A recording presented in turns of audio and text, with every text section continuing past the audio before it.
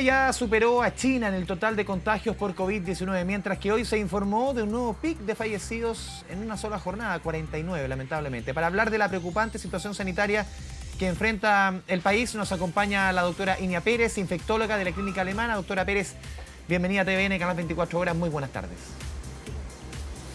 Hola, buenas tardes, Andrés. Doctora, lo primero, a ver, parece como una barrera psicológica haber pasado no solamente al país donde, en términos de contagios, al país donde se inició la pandemia, sino el país más populoso del mundo.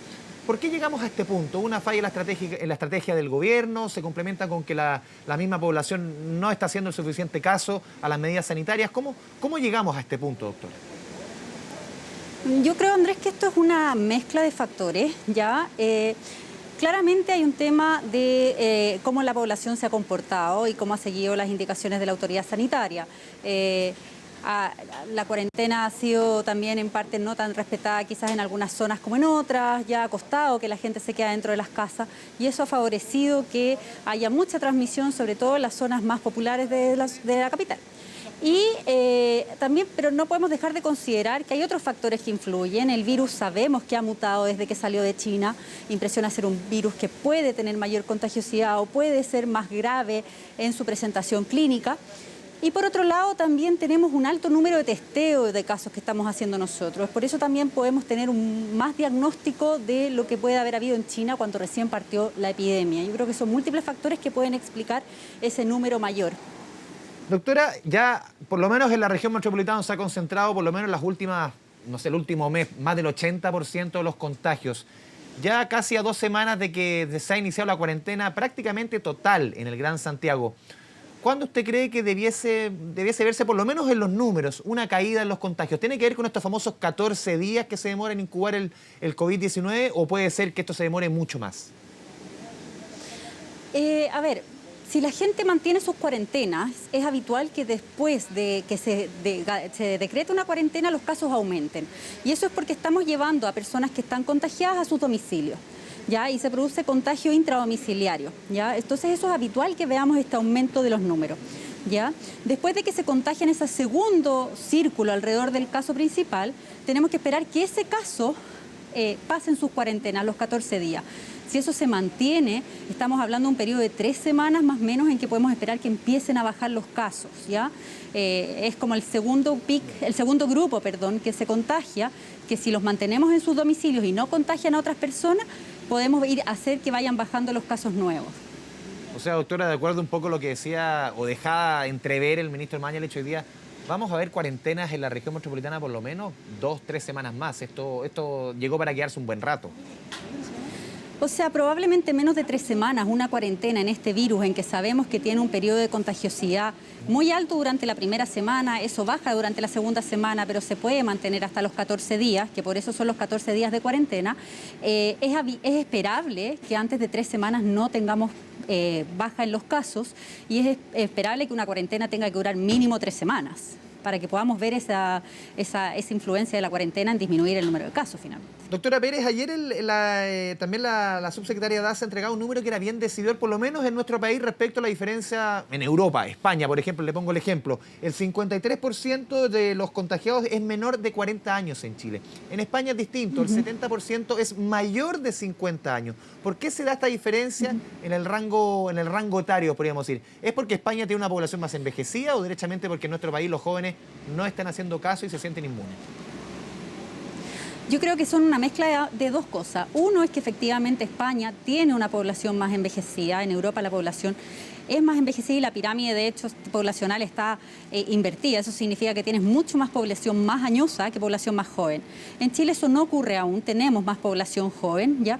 Pero también es la población joven la que está saliendo de sus casas, la que está teniendo contacto con otras personas y la que está en riesgo finalmente de contagiarse, ¿ya? Entonces por eso es que la mayoría de los casos que nosotros estamos teniendo es en población un poco más joven, ¿ya? Y estamos tomando medidas, se han tomado medidas para que los adultos mayores se mantengan en sus domicilios, no salgan y así evitar que se contagien. También eso va a influir. Doctora, también han habido críticas por la trazabilidad que se hace al seguimiento de la gente que está en torno a un contagio directo, a una persona que está con la enfermedad.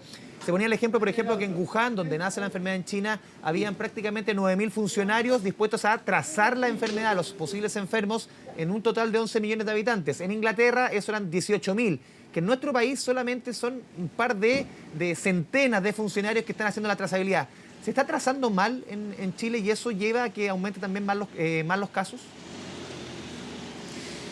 A ver, no puedo decir si se está trazando bien o mal. Lo que sí podemos decir es que ha habido un retraso en la notificación a los contactos estrechos y eso es lo que estamos viendo con nuestros pacientes, que no son informados de que fueron contactos hasta varios días después y eso hace que esa persona no se ponga en cuarentena, ¿ya? Las Ceremis claramente se han visto un poco superadas con este tema y no reciben las licencias las personas. Entonces, tenemos ahí un problema en cómo hacemos efectiva esa cuarentena de los contactos estrechos para evitar que ese contacto, si es que llegara a estar positivo, no contagie a otras personas. Claramente necesitamos apoyo en esa área, necesitamos reforzarla, porque lo que nosotros queremos hacer es cortar la cadena de transmisión. Doctora, esto es un virus que vamos conociendo día a día. El mundo médico se va asombrando día a día con nuevas informaciones que usted lo decía, es un virus que ha ido mutando. De acuerdo a la información que se ha entregado, casi un tercio de los casos que han sido internados en nuestro país son personas con hipertensión. ¿Por qué la hipertensión está siendo la prevalencia quizás más importante en las personas que al final caen internadas por coronavirus? Bueno, es que aquí hay dos cosas. Uno es que efectivamente los pacientes con comorbilidades, de una lista de comorbilidades que las conocemos, tienen mayor riesgo. Los hipertensos, los enfermos cardiópatas con enfermedades coronarias, los pacientes con enfermedades pulmonares, ¿ya? Sabemos que esos pacientes tienen más riesgo de hacer un cuadro más grave, ¿ya? Por sus patologías de base. Eso por un lado. Pero por otro lado tenemos que en Chile tenemos una tasa de hipertensión muy alta, de obesidad muy alta que se asocia a presencia de hipertensión. Entonces tenemos una población hipertensa muy grande que está expuesta al virus, ¿ya? Entonces no es solamente per se que digamos que es porque se están enfermando más los hipertensos, sino es que porque tenemos también una gran masa de pacientes hipertensos que está expuesto al virus. Doctora, y eso también influye en que tengamos más pacientes. Sí, hace algunos días, el fin de semana pasado, se conoció un estudio de la Universidad del Desarrollo que decía que los infectados en nuestro país pueden ser incluso 7,6 veces más de los que conocemos, mucho asintomático. Estos números se han repetido en otros países como en España. Ya decían que solamente en un momento, quizás en el peor momento de la crisis sanitaria, solamente conocían el 10% de los casos. ¿Qué le dice ese estudio? ¿Qué le dicen esos números? O sea, al final hay que extremar los cuidados. O sea, yo creo que hay que extremar los cuidados en toda situación, independiente si yo tengo contagio, si yo tengo contacto con una persona enferma o no, yo tengo que extremar los cuidados. Tengo que extremar las medidas de lavado de manos, de distanciamiento físico con las otras personas. Hay que extremarlos porque finalmente sabemos que este virus se transmite por gotitas que se dan a una distancia corta o a través de fomites, es decir, a través de elementos, ¿ya? Entonces tenemos que extremar esas medidas igual, ¿ya? Ahora, sabemos que la tasa de asintomáticos en este virus también es alta. Esos asintomáticos pueden estar transmitiendo el virus a otras personas, ¿ya? Entonces esas cifras que entregó la Universidad del Desarrollo son muy adecuadas a lo que hemos visto en otros países que ha ocurrido. También otro número porque vamos, insisto en el punto que vamos conociendo diferentes cifras, un 20% de los residentes en hogares de ancianos en la región metropolitana está contagiado con COVID-19. Ese sí que es un punto que es preocupante. ¿Cómo se puede atacar la falta de residencias sanitarias también que se ha dicho? Se ha ampliado el número de residencias sanitarias, pero todavía en ese punto, sobre todo las residencias, es un punto fundamental, por ejemplo, para desahogar los hogares de ancianos, que un 20% de los quienes están ahí asilados tienen COVID-19. Bueno, es un tema preocupante esa cifra, Andrés, porque los pacientes ancianos, pacientes adultos mayores, tienen mucho riesgo de hacer un COVID grave, ¿ya? Y si se contagian, de fallecer también por COVID, ¿ya? Lamentablemente, como te digo, este es un virus de alta contagiosidad. ¿ya? Y las residencias de ancianos no podemos tenerlas encerradas en una burbuja. Hay personal externo que está yendo, los TENS, las enfermeras que trabajan ahí, las nutricionistas. Entonces vamos a tener una masa de gente que va a estar entrando y saliendo en estos hogares y que muchos de ellos podrían ser asintomáticos y llevar el virus a los ancianos. Y de ahí que se vaya contagiando de uno a otro en hogares que además muchas veces están sobrepoblados de pacientes. Va a causar un brote y eso puede llevar a aumentar nuestros casos en esa población, de todas formas. ¿Y quienes no están en hogares de ancianos mayores de 75 años, doctora, tienen la obligación de quedarse confinados en sus hogares? Ha habido una discusión, ha habido polémica, ha habido críticas a esta medida. ¿Usted la comparte, que los mayores de 75 años sí o sí tengan que estar encerrados? Aquí, bueno, es un tema complejo lo que tú me preguntas, ¿ya? Claramente es difícil decirle a una persona no puedes moverte de tu casa por tantas semanas que está ocurriendo la cuarentena y dejarlos encerrados sin poder salir ni siquiera a dar una vuelta a la manzana. Es muy complejo, ¿ya?